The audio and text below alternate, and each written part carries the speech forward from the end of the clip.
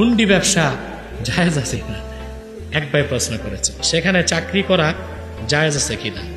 দেখুন, আমি আপনাকে একটা অন্য প্রশ্ন করি, ওইটার উত্তর থেকে এটার উত্তর আপনি নিয়ে নেবেন, কারণ এমন একটা প্রশ্ন করছেন আমাকে রাষ্ট্রদ্রোহিতায় ফাঁসাবেন, বুঝলেন না? এই জন্য আপনাকে আমি একটু ভিন্নভাবে উত্তর দিচ্ছি।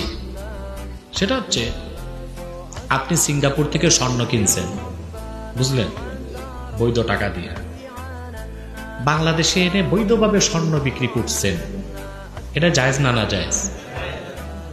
একটা কাজ ভুল করছেন, ট্যাক্স দেন নাই, এই জন্য এটাকে বলছেন আপনি কালোবাজারি, ব্ল্যাক বিজনেস। শরীয়তের দৃষ্টিতে রাষ্ট্রীয়ভাবে এটা একটা ক্ষুদ্র অপরাধ, কিন্তু নগদ টাকায় স্বর্ণ কিনে নগদ টাকায় স্বর্ণ বিক্রি করে আপনি যে মুনাফা পেলেন, এটা 100% জায়েজ। রাষ্ট্রীয় ছোট্ট একটা ভুল করছেন, গভর্নমেন্টকে ট্যাক্স ফাঁকি দিচ্ছেন, এই জন্য এটা ব্ল্যাক মানি, কালো টাকা হবে না। বরং যে লোকটা সিঙ্গাপুর থেকে পোলা পয়সা পাঠাইছে 1 লাখ টাকা, ওইটা সুদে লাগাইছে, ওই সুদখোরের পুরা টাকাটাই ব্ল্যাক মানি, নাপাক এবং না জায়েজ। ওর চেয়ে 1000 গুণ ভালো স্বর্ণের ব্যবসা। ওইভাবে হুন্ডিটাও বুঝা নেন।